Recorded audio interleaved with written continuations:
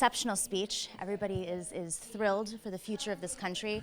You have been fighting for left socialist policies in the UK for decades, well beyond, as you mentioned, since your childhood, since your first convention. What's so unique about this moment? Why do you think this is the moment progress, as we call it, populist left politics is going to work? It's been the slow burn of the effect of the financial crash of late 2008, 2009 period, which affected Europe most after the USA, and we've now had 7 years of austerity, 7 years of falling wages, cuts in public spending, and 7 years of bailing out banks. And people have become very angry about that, angry in the USA, which we saw in the primaries and the presidential election, which Bernie Sanders presented brilliantly a case against all of that. And in Europe, where there's been differing effects in different countries. In Britain, it has been a change in politics, Labour politics, when a leadership election happened in 2015, and we decided we would challenge it on an anti-austerity basis. So we weren't offering managerial politics, we were offering transformational politics, and that's what's changed. That's the austerity created by the banking crisis of 2008-9, and the lectures all of us have had for most of our adult life that the days of the welfare state and equality and sharing are over, and all that matters is unbridled free market economics, privatisation, concentration of wealth into the hands of the few, that somehow or other will lead to a trickle-down effect that will give jobs for the many. Well, the experience across North America, across most of Western Europe and many other parts of the world is the very opposite of that. If the election happens in the next few months or early next year, and say there's progress in other parts of the world, how do you plan to work with the movements, the Bernie Sanders movement, Syriza, Podemos, Mélenchon, whatever the movements provide? How do you plan to work with other countries? I know a lot of the individuals in leadership positions in all of those movements, and we enjoy good conversations with them all. We would want to work with people on a European anti-austerity policy, one of investment, and one of developing trade relations, which are about investment for the future, environmental protection, and crucially workers' rights protection, so we don't have this sort of race to the bottom. And it's that alienation of young people that's been brought by that process that has created a huge amount of anger. And what our manifesto said was, quite simply, that we have to change tack and change gear.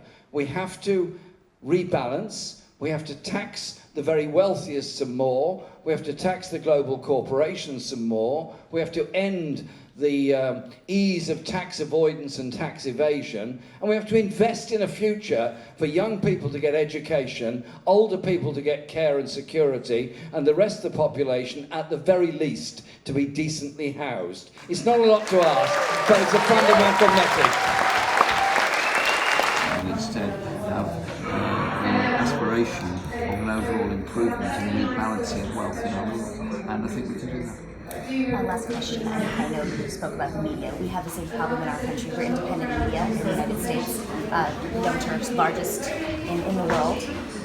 The media shut out Bernie Sanders' narrative, shut out your narrative, even with state involvement. You mentioned social media and the impact it has. Where do you see the future of media turning? Huge variety of people in different situations in their lives. They've gained perceptions about the Labour Party through the prism of the way in which the media presents it. They've gained perceptions about individuals in the party through the prism of what the media presents about them. And they've formed opinions as a result of that. I think that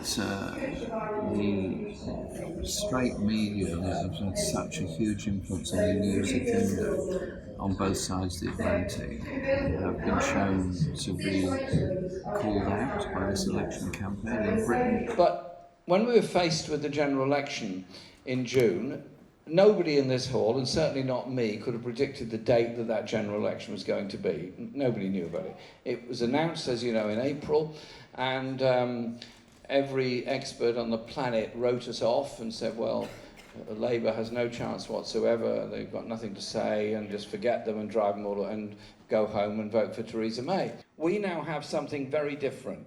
In a general election campaign where, the end of it, only 2 national newspapers with substantial circulation eventually came out to support Labour.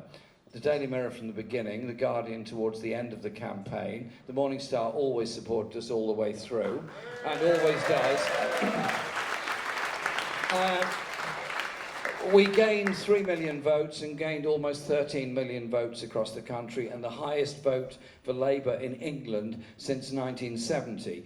I know we didn't win the election, I'm very acutely aware of that, but we did gain a lot of support and gain a lot of seats. Not thanks to that media, but thanks to partly the broadcasting rules, which required a degree of fairness in the broadcasting that went on, but also partly because of the street campaign we did, but also because of the social media campaign we did, and the way in which you can mobilise large numbers of people on social media. The media rules on broadcasting in Britain are better than the United States, much better, because there are quite tough election period rules in which the television and radio broadcast media has to have an equality of time between the parties. So that meant the Labour Party got equal time with the Conservative Party, not just in official political broadcasts, but also in the balancing of views. Outside the election campaign, those rules don't apply, and so we've got either derogatory coverage or very little coverage. And indeed, amongst the print media, we got nothing but hostility, and indeed an academic study of media coverage of the Labour Party since I became leader showed that 84% of all media coverage was hostile to Labour, and yet come the election campaign we were able to mobilise people on the basis of actually these community conversations.